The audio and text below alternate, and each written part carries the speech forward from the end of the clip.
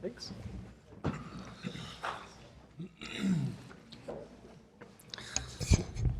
All right, I would like to get the Provo Municipal Council meeting underway. It is 5:34 p.m. on Tuesday, September 10th, 2019. You're gathered in the City Center Municipal Council Chambers, 351 West Center Street, Provo, Utah. This meeting is being broadcast live on the web on the Provo City Council YouTube channel, where it will also be available for on-demand viewing. The council requests that attendees help maintain the decorum of the meeting by silencing electronic devices, being respectful to others, and refraining from applause or other outbursts during the proceedings of the meeting. We will begin with a roll call. Cliff Strachan. George Handley. Gary Winterton. Dave Knack. David Harding. Kay Van Buren. George Stewart. Dave Sewell. Wayne Parker.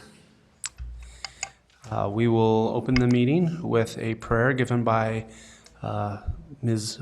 Melissa Porter, followed by the Pledge of Allegiance by Ms. Stephanie West. Dearest Heavenly Father, so humbly come before Thee. We're grateful that we're able to be here to discuss the needs of the city and come together as one, and pray that the Spirit be with us to guide and direct us, and will be civil and kind. And we love Thee and say things in the name of Christ. Amen. Amen.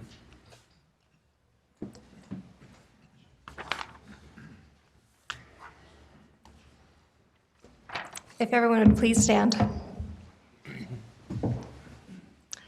I pledge allegiance to the flag of the United States of America and to the republic for which it stands, one nation, under God, indivisible, with liberty and justice for all.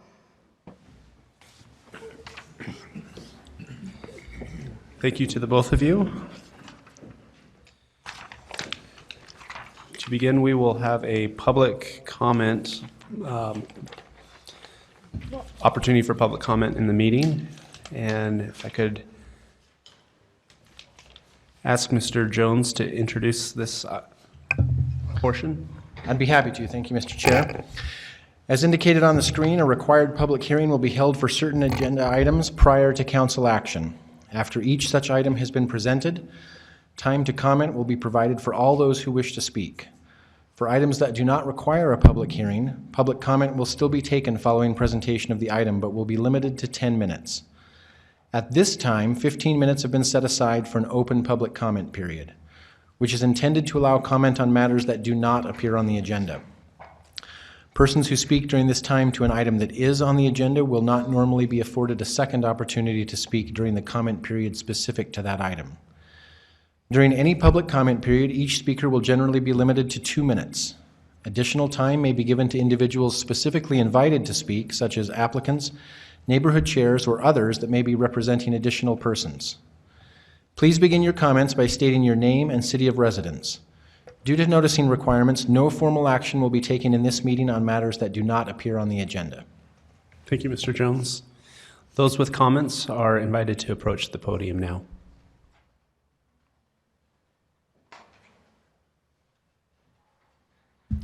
Pam Jones, a vice chair of Edgemont Neighborhood. Chairman Harding, I read your email just before I left home, and you mentioned that there seemed to be a theme of development for the meeting tonight. I would like to address that idea, specifically an item that is not on the agenda yet.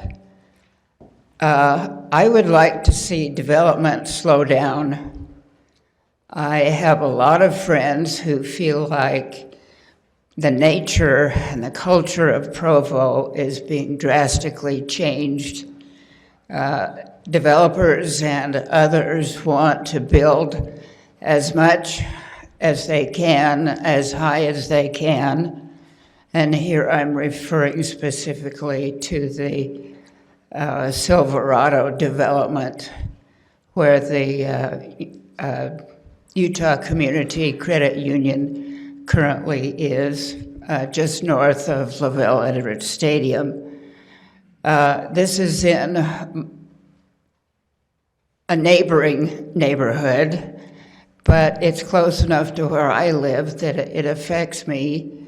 That is a single-family house type neighborhood. There are a few apartment complexes that are no more than 3 stories tall, and this one is supposed to be 6 stories tall, which is much higher than anything else in the neighborhood. It's going to be very dense, and there was a neighborhood meeting a couple of weeks ago, and there was a big turnout, and people are not in favor of such big development. We'll talk about this later. Thank you, Ms. Jones. No, thank you. Any other comments? All right, I will close the public comment, and I would also like to welcome Mayor Kafusi, who has joined us. And we will go to item number 1 on the agenda, which is an implied motion on a resolution authorizing an interfund loan from the Energy Department to the Wastewater Fund for sewer improvements related to the new airport terminal. This will be presented by Mr. Jimmy McKnight, Public Works and analyst, financial analyst. Yes, All right. thank you.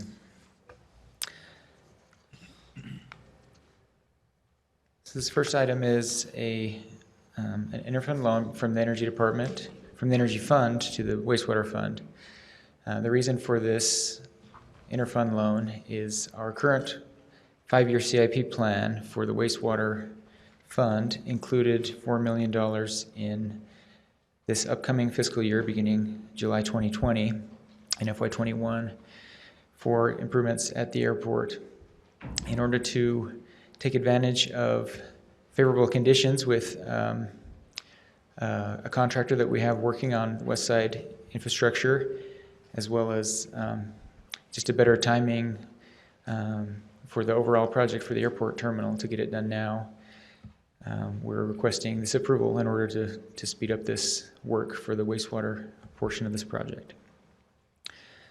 In our Utah State Code allows for loans from one fund to another with certain requirements, which we're trying to meet today. One of those is to have the loan conditions specified in writing, which we have, and I have a slide with that information that has been given to council as well.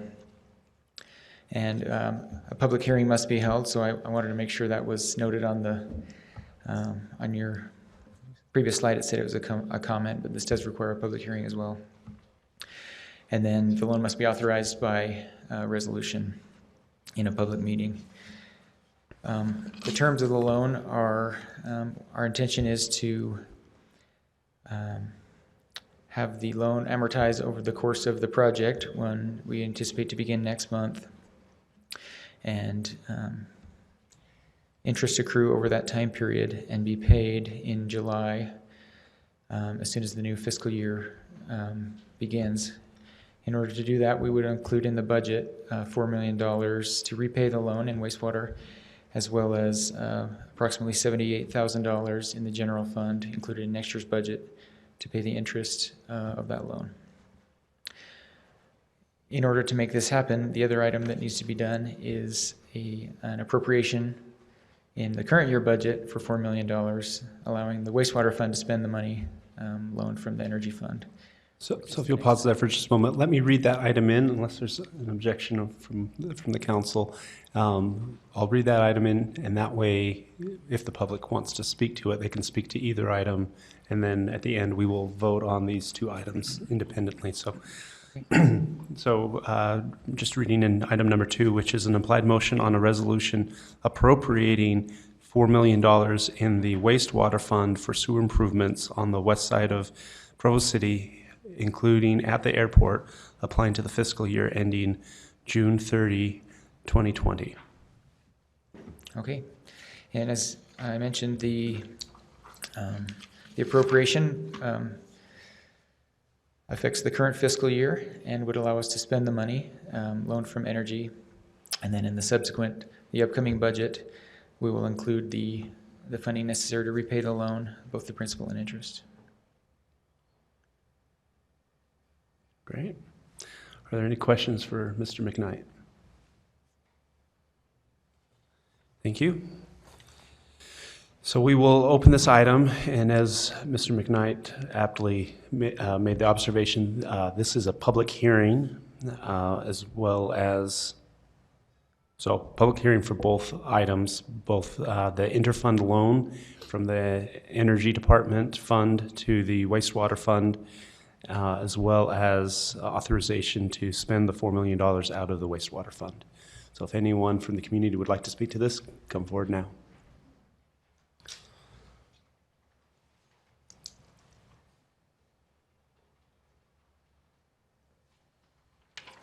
I'm Sam Ullman. I live in Provo. I'm the vice chair of the Major Neighborhood, the oldest neighborhood in Provo. And I say that because I've been here a long time. I'm concerned about the transparency of this process. It sounds pretty straightforward. Provo money comes from one place, moves to Provo money, another place, gets paid off by some Provo taxes later or fees. But then buried along with it, this is a new area for development, and we're opening it up to developers who rarely live in Provo. And let's suppose it was the redevelopment agency involved of Provo. Not one of the people in that office live in Provo. And I say that because it's kind of, we don't have much representation when it comes down to making the statements or making the plans ahead of time. This is the only chance we have. And then when you look at the way we finance things for developers, we give them a tax break. I'm talking about the mall, for instance. It hasn't paid taxes in 25 years because it has tax increment financing from that old, and they're planning to renew it. So these developers are going to go down into the west part of town. Are they going to be held accountable for the money that the rest of the city is putting into the ground out there to develop their area? And I just haven't seen that in the past. It would be interesting to get the redevelopment agency in here to enumerate all of the tax increment financing they've allowed developers to take advantage of over the years and what's still out there. And is any of this property out there going to be under the Provo's free lunch program? Thank you. Thank you, Mr. Ullman. Any other comment? Seeing none, I will close the public hearing for item 1 and item 2 and bring it back to the council for discussion. I'm just really excited for this. What an amazing opportunity we have for Provo City to improve our airport and make us it's going to make a huge difference for our airport and our community as a whole. So I'm grateful to the Energy Department that has worked so hard. They continue to work hard to save have a safe reserve for our community, and I'm grateful for their willingness to share that for something else that's very, very important. Thank you, Mr. Winterton. Mr. Knack, please. So I would like to point out in regards to raise comments. This particular improvement to the sewers is for the airport and doesn't necessarily facilitate any kind of growth or development on the west side. Right now, most of the growth and development on the west side is at a bottleneck, and they're not happy about it. But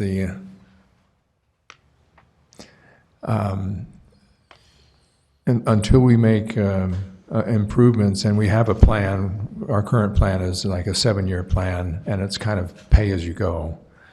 So this is a separate item that facilitates the airport and doesn't necessarily facilitate anyone building homes out there. Is that correct, Wayne? Generally, yes. The sewer line that's being built to the airport is generally on the far west side of the west side. Most of that land near the airport is in the airport protection zone, and thereby can't be developed residentially. And so while there could be some side benefits to having this sewer line in place, it's predominantly to facilitate the construction of the airport terminal. Do you have an additional?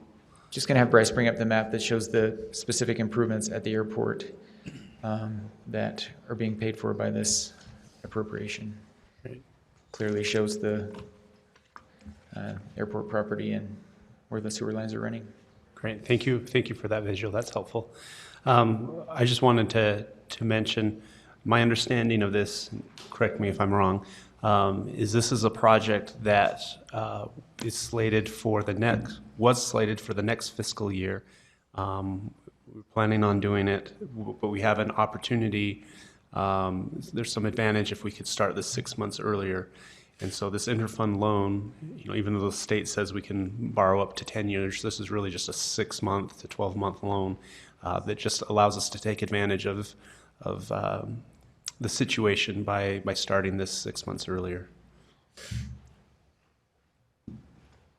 Any other comment among the council? Okay, so I will call first for a motion, or call first for a vote on the implied motion to authorize the interfund loan. All in favor? It's unanimous.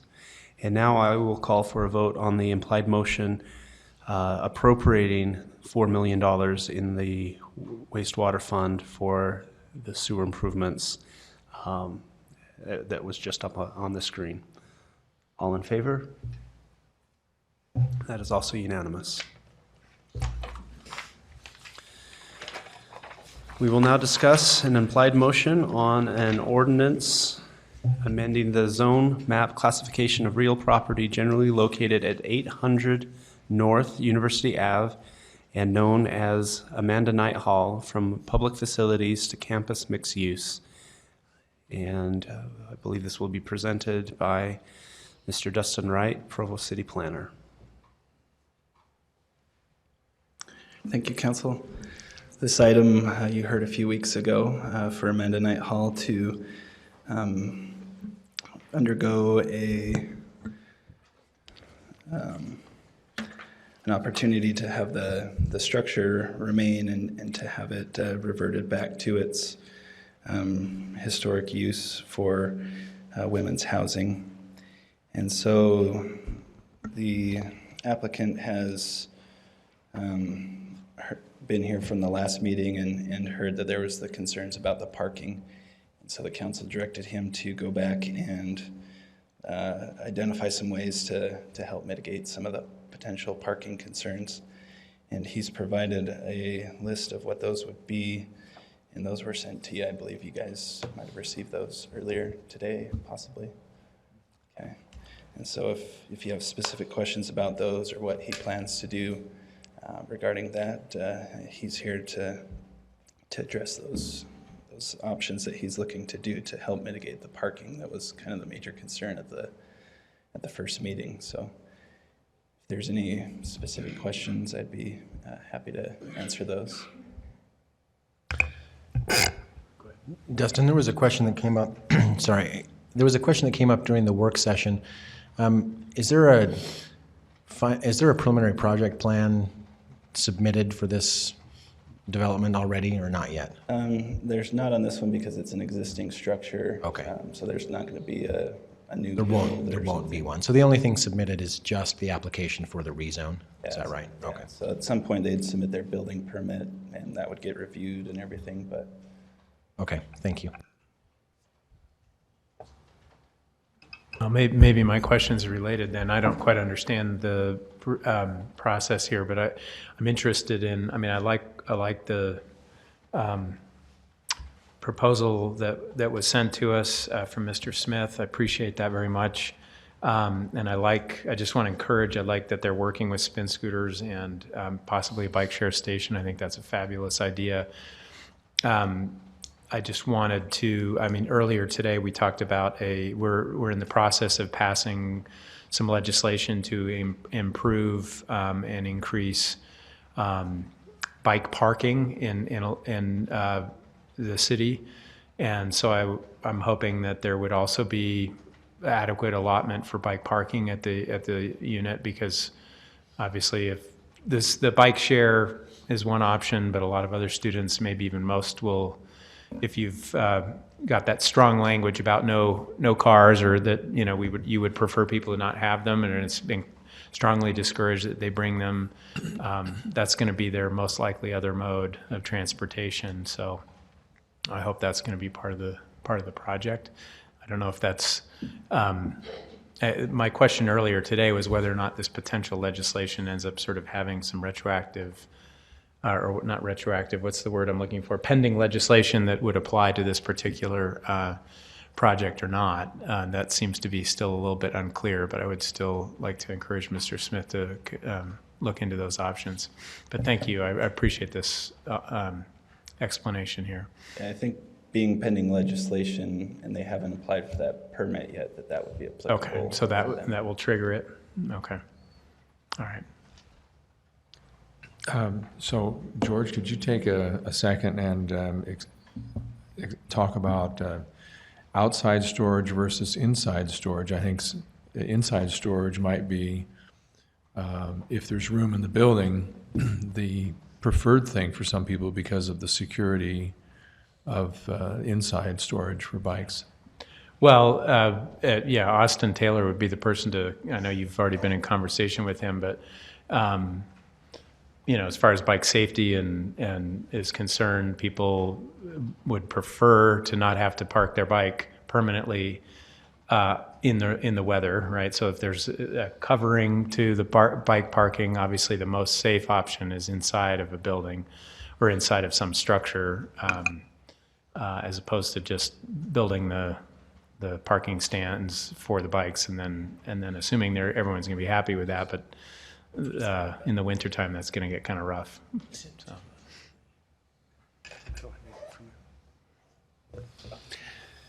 I think I know, the answer to me, I think, is that when we change the zone, that will trigger the pending legislation should it pass.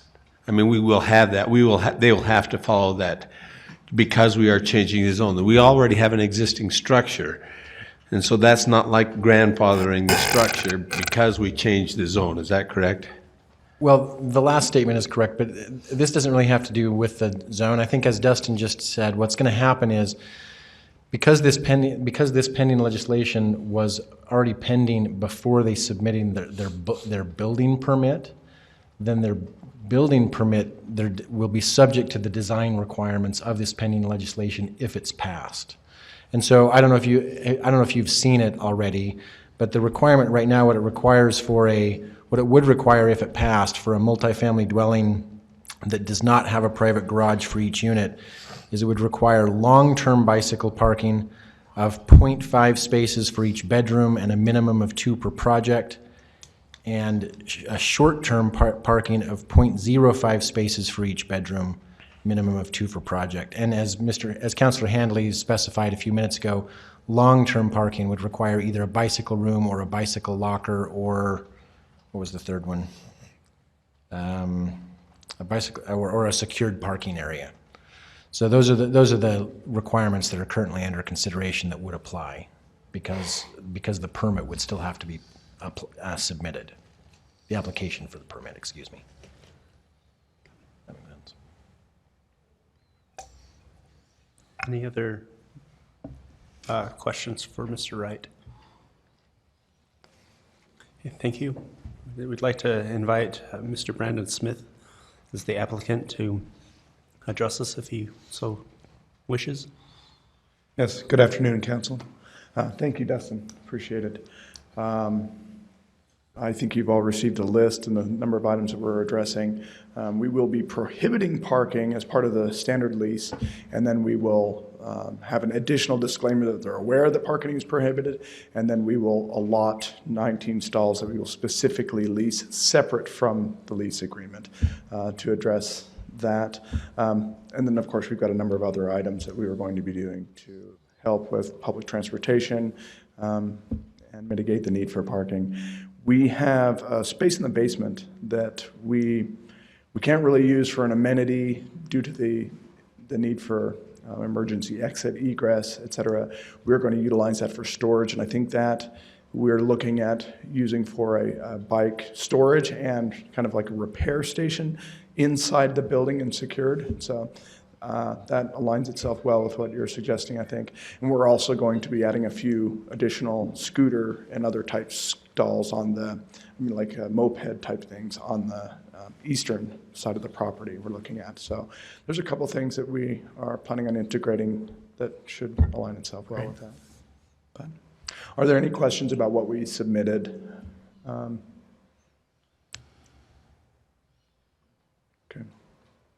All right. I think that's everything I have, unless you have any other questions. Thank you. Thank you, Mr. Smith. We'd like to invite Ms. Celeste Kennard, if she is here. Not yet, okay. Or a vice chair from the Joaquin Neighborhood to address us.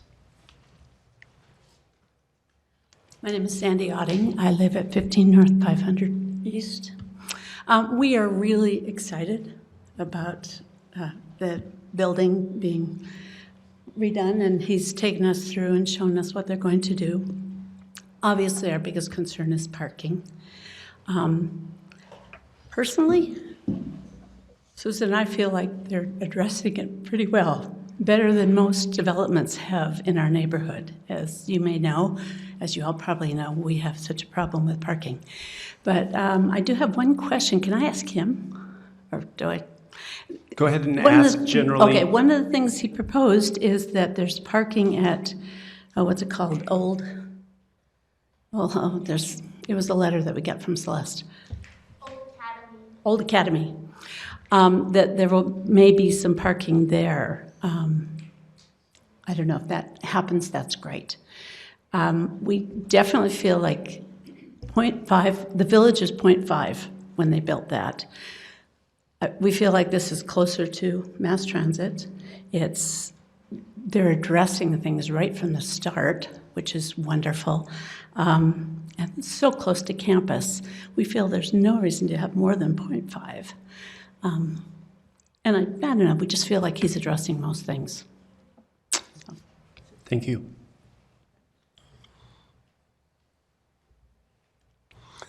All right. With that, we will open the item generally to the public, if anyone would like to speak to this.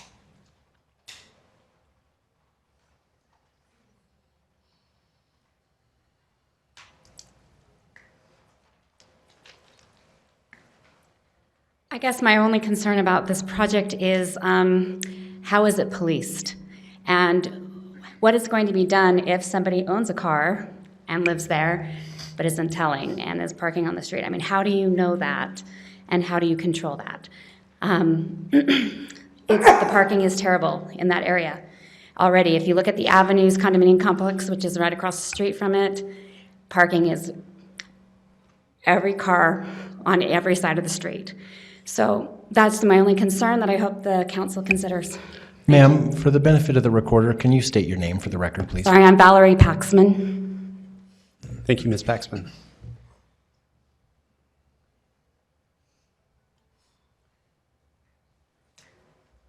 Any other comment? Okay, see none, we will close the public comment and bring it back to the council for discussion. Mr. Sewell. I just wanted to say I remember hearing from a number of members of the public who were concerned a while back about what was going to happen to the building, hoping that it would be preserved, and just wanted to express appreciation to Mr. Smith for coming forward with the plan that will preserve that historic building. Thank you.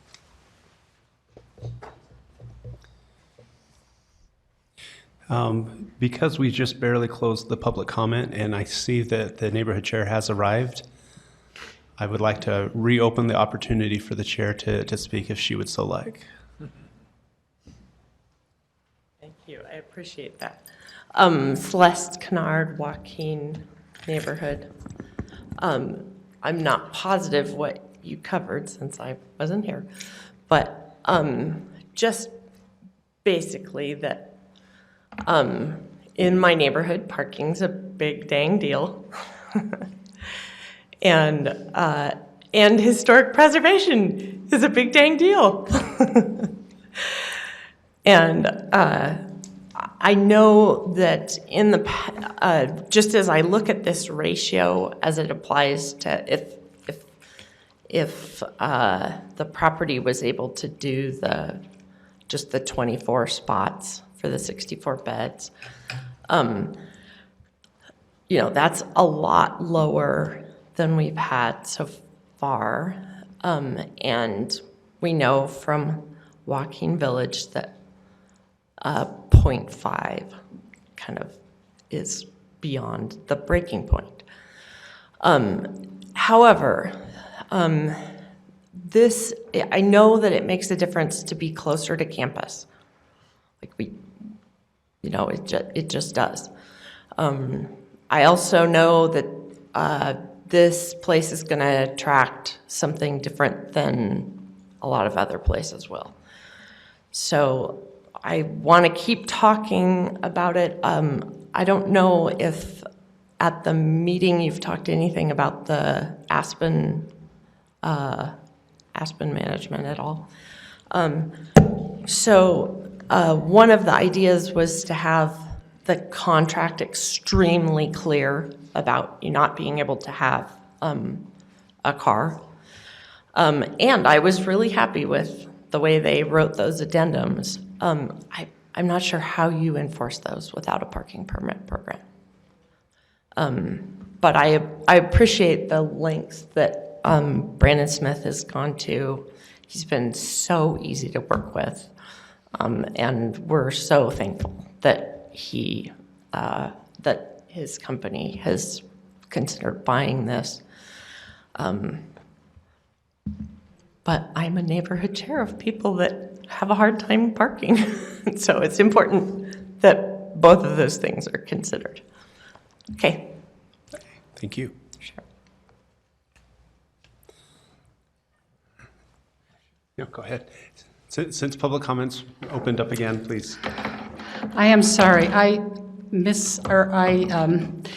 allowed more time for your previous agenda items and thought I would be on time, and I'm a little bit late, so I don't know exactly what's been said.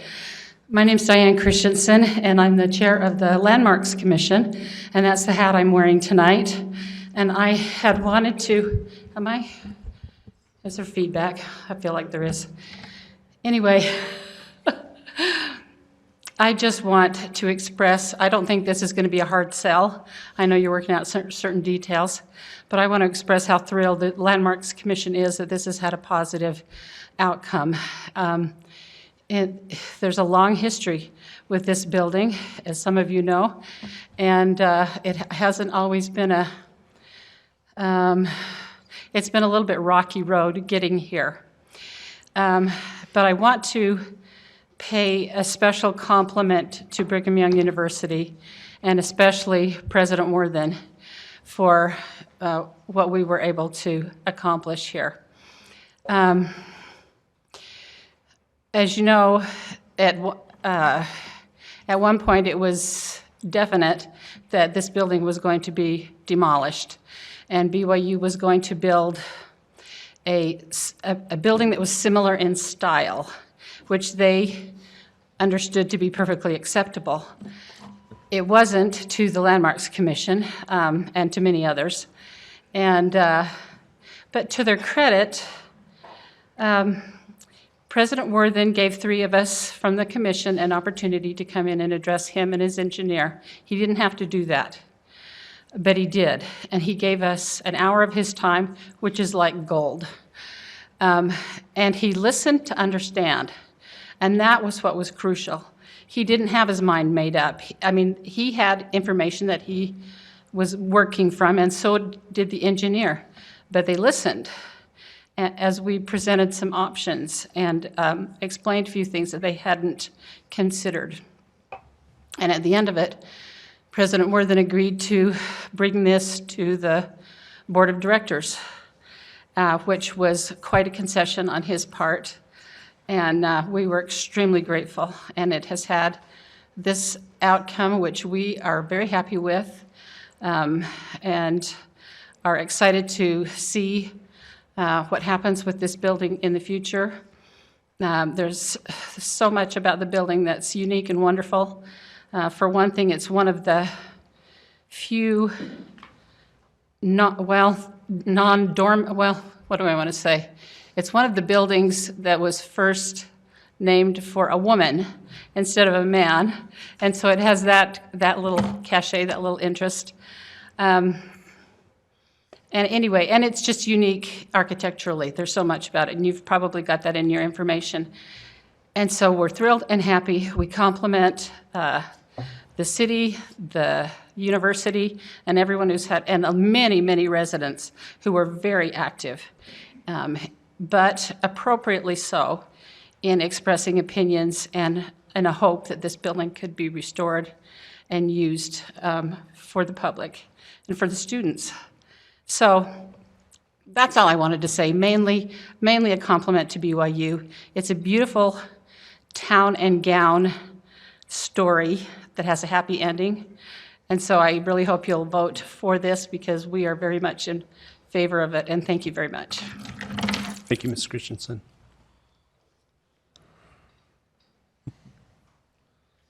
We were talking, I think it's been well represented. We just haven't specifically said we don't know anyone in the neighborhood against campus mixed use. Okay, can you give us your name? Oh, Susan Kruger-Barber. Thank you.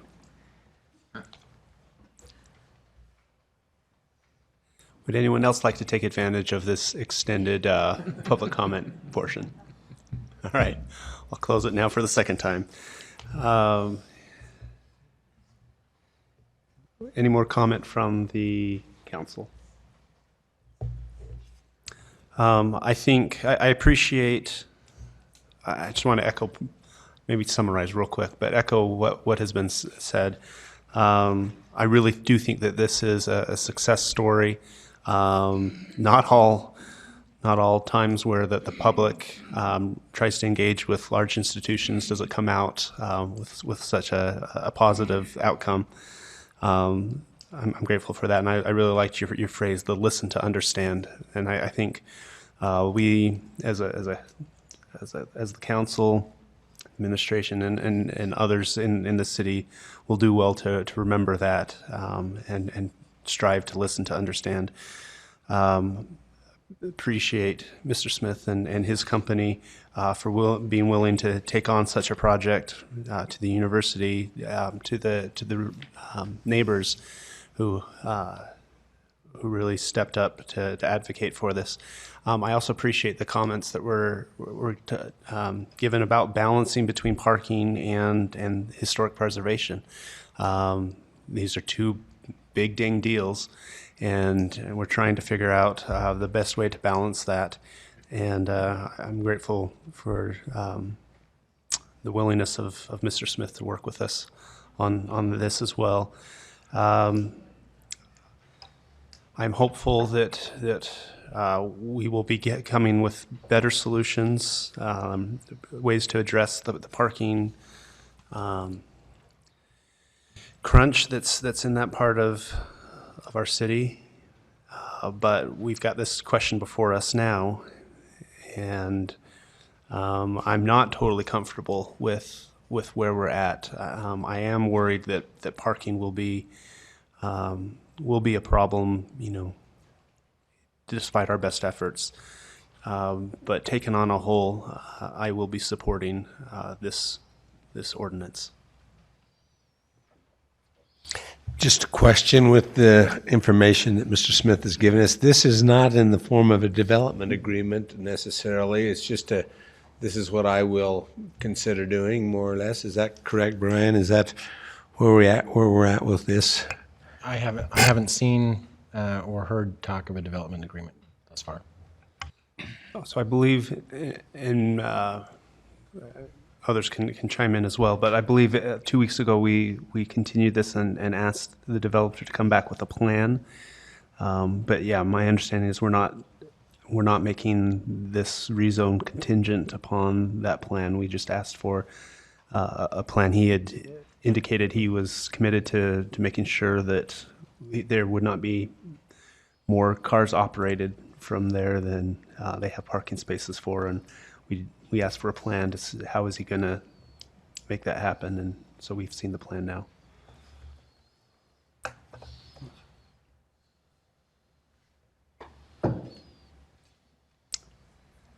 Well, if there's no other discussion, then I will call for a vote on the implied motion. All those in favor? That's unanimous. Item number 4 on the agenda has been continued. So we will move to item number 5, an ordinance to amend Provo City Code to further clarify grading permits. And this will also be presented by Mr. Dustin Wright, Provo City Planner. Thank you. So this item is a text amendment to Section 15 of our code that's related to grading and how those grading permits are handled. So anytime there are developments that are looking to do more than 50 cubic yards of grading, then they would be required to get a grading permit with the city. And typically, or currently, that goes through the Provo City engineer to get approval on those. And what this amendment would do would be to add some requirements for cutting on slopes that would be, again, over 50 cubic yards,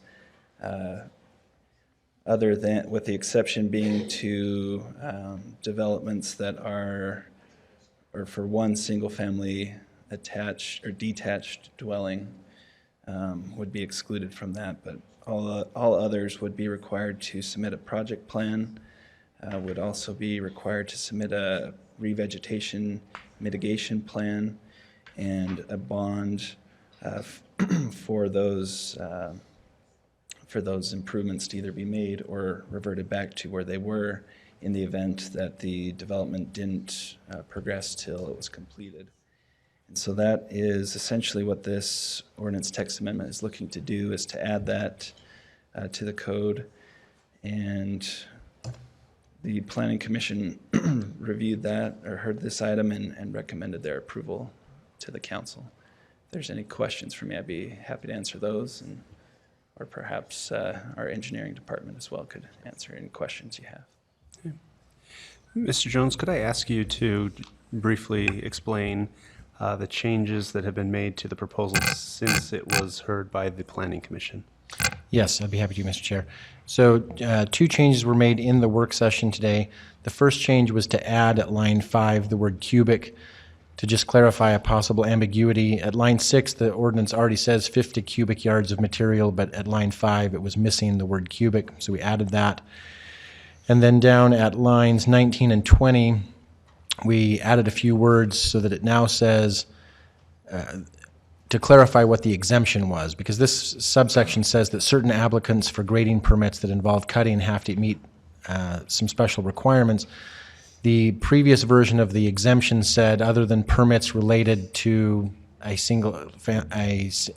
detached one-family dwelling. We've clarified that so that it now reads, other than a permit related only to the development of a single detached one-family dwelling, to just clarify a potential ambiguity that if you were a developer developing 3 single-family dwellings all at the same time, that doesn't qualify for the exemption. Thank you, Mr. Jones. And any questions for Mr. Wright? Thank you, Mr. Wright. And we will open this to the public for any comment.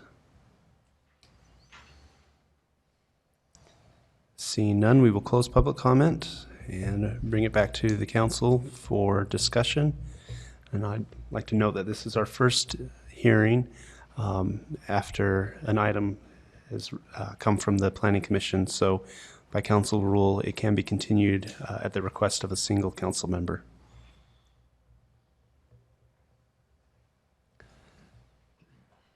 Not seeing any discussion on this, so I will call for a vote.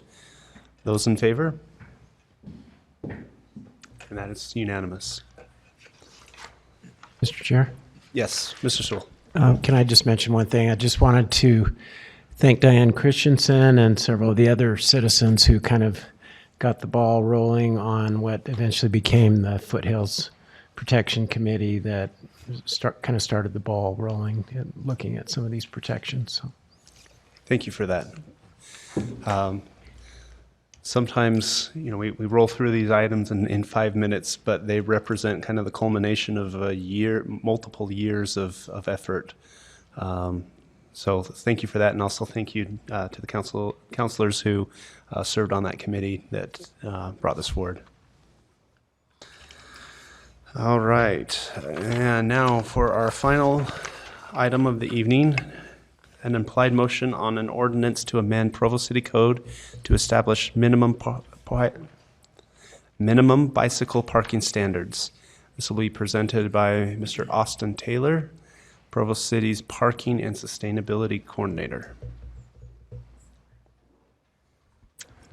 Thank you. So as was discussed in the work session just a little bit ago, a lot of recent housing, office, business developments have been saying, we're going to build this and we're going to have less car parking demand because we'll have good bike parking. We'll be located next to transit, and a lot of them haven't panned out. We've looked at examples from, one example was Startup Crossing, right? ITOD zone right next to Front Runner, supposedly set to be one of the most bikeable and walkable developments, and it had very poor bike parking. It was uncovered, unguarded, and contrasting right next to covered car parking.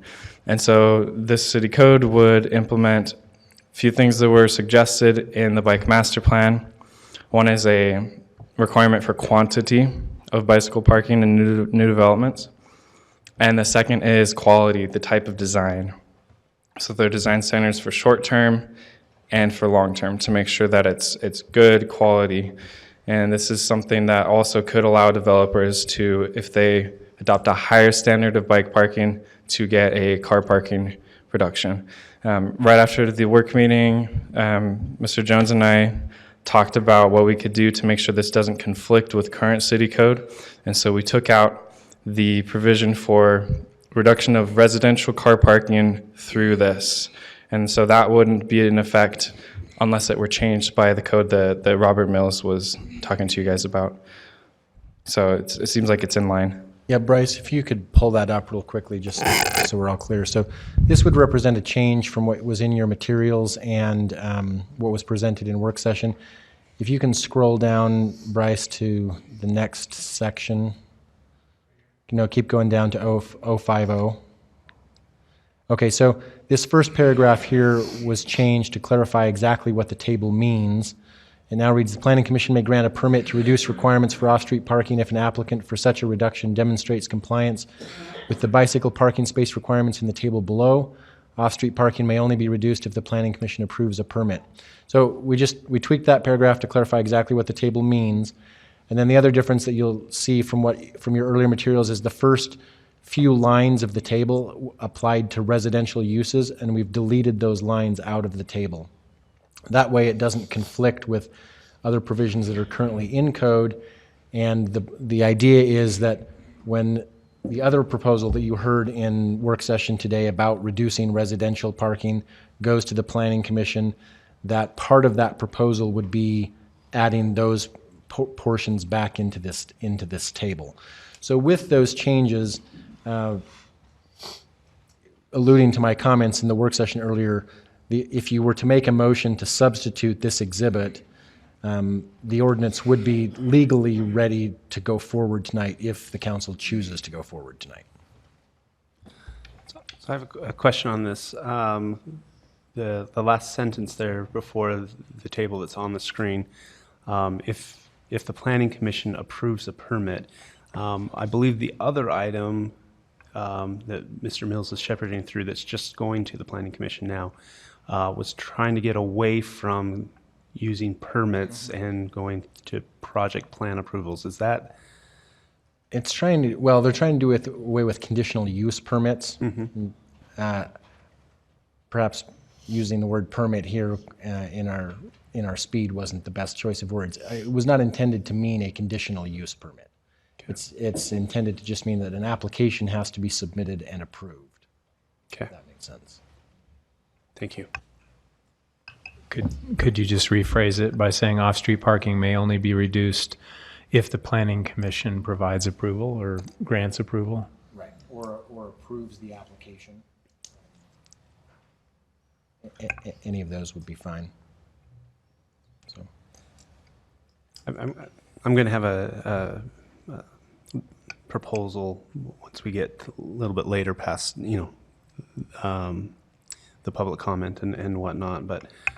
And the one comment I was going to make is because this is a first hearing and subject to the rule of automatically being continued if any council member desires, we may want to ask that question before we wrangle with the wording too much. Yes. Because it may be all moot today anyway. I think we're suggesting the same thing here. Thank you, Mr. Jones. Any other questions for Austin? So we just heard a presentation about the Amandonite building where there would be a room in the basement where the bicycles could be stored, which I don't think coincides with the ordinance as written. So if it were not on the ground level, it would have to be accessible with an elevator or a ramped entrance.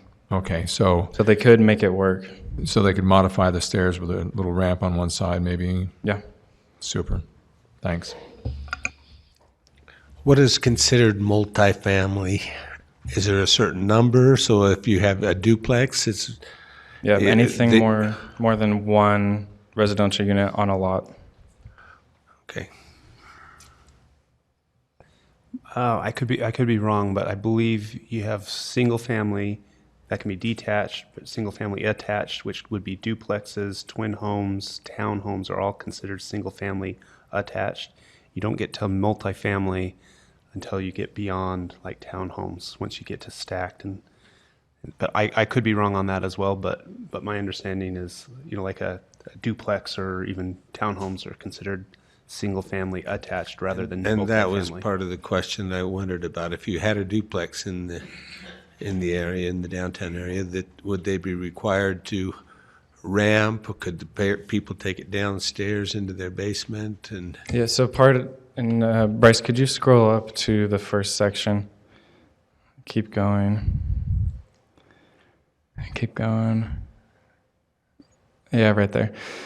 So you can see that any development that has private garages, they're not required to provide any sort of bike parking because the garage is bike parking. So if it were a duplex or townhomes that have garages, they just continue to be built as is. People put bikes in the garages at that point. Mr. Jones, could I ask, did my description of multifamily, is that what you're looking right now? I was just wondering if it's defined in Provo Code somewhere. There is not, in the definition section, there is not a definition of, well, maybe let me look one more place. Okay, so the following definitions are included in the code. Dwelling, one family, dwelling one family with accessory apartment, dwelling one family attached, dwelling one family semi-detached, dwelling two family, and dwelling multiple family. So that's what's in the code right now. So would townhomes be defined as one family attached, or would it be considered what was one family attached means a one family dwelling attached to two or more one family dwellings by common vertical walls. Okay. That would seem. And then what's the definition of, was it multifamily was the last one you read there? Multiple family is a dwelling arranged for, designed, and occupied by 3 or 4 families living independently of each other and containing 3 or 4 dwelling units. So that's interesting. So I don't see anything for more than that. So that's an interesting question. I don't see in the definition section a definition for the term multifamily, which would mean, because it's not defined in the code, that would then mean it is subject to the common meaning of the word. Okay. Okay. Maybe we're back to let's see where the discussion goes before we decide if we need to wrangle the language. So Brian, didn't it call out a two-family or a duplex separate from multifamily? Yes. Well, it called out two families separate from, let's see, what was the term? It called out two families separate from multiple family. So the question I guess we're alluding to is, does multiple family and multifamily mean the same thing? Wow. Which is not clear. Any other questions for Mr. Taylor? Okay, thank you. And we now open this to the public. If anyone would like to speak to this.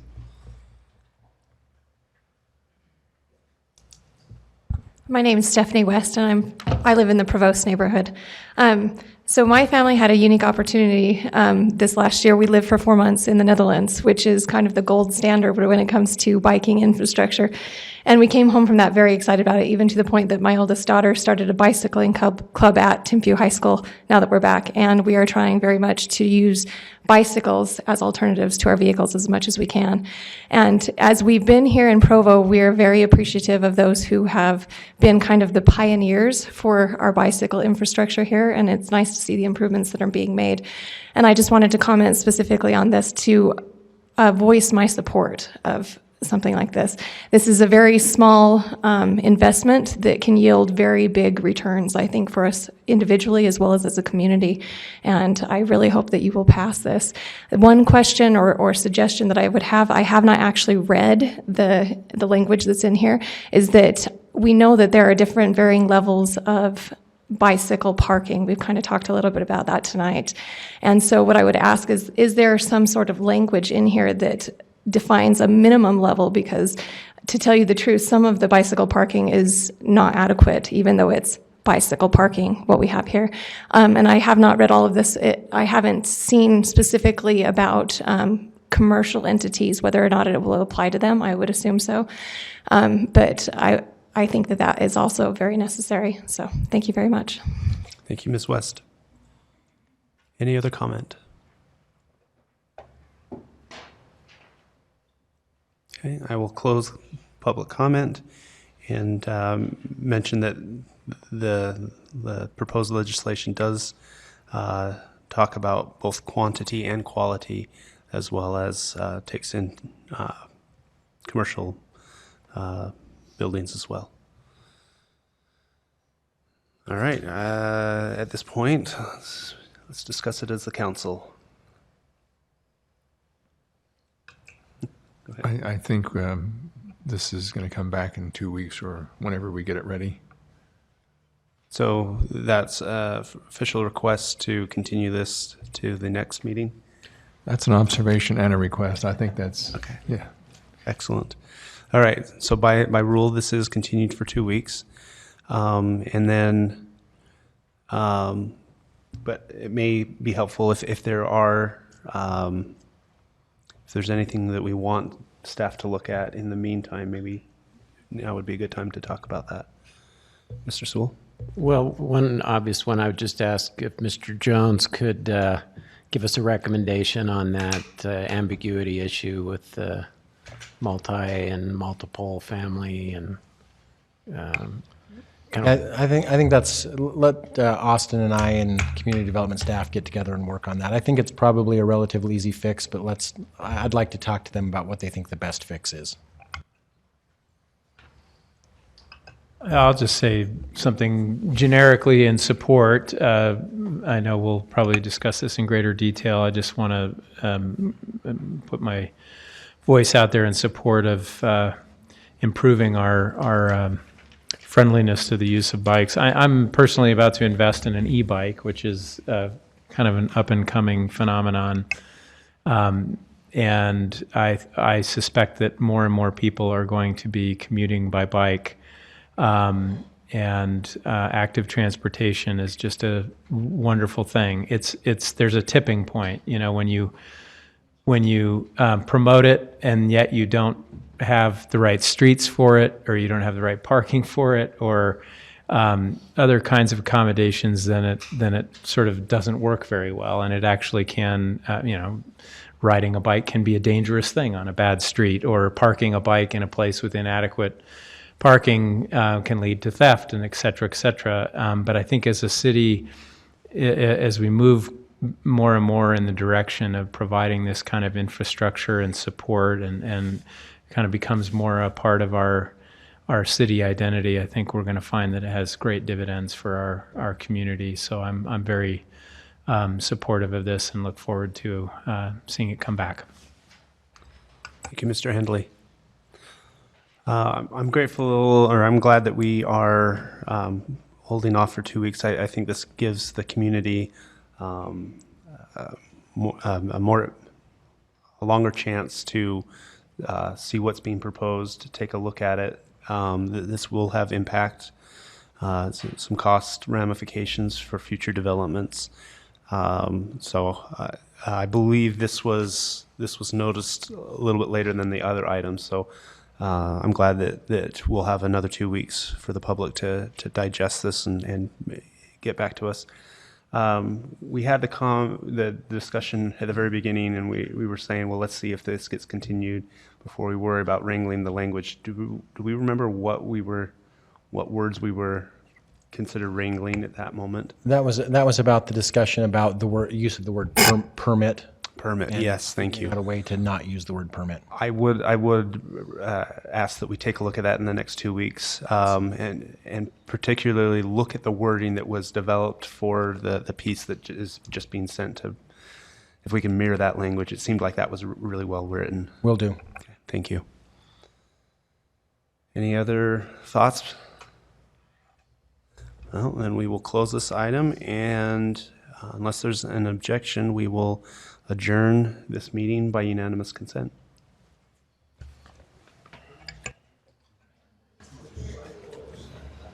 So close.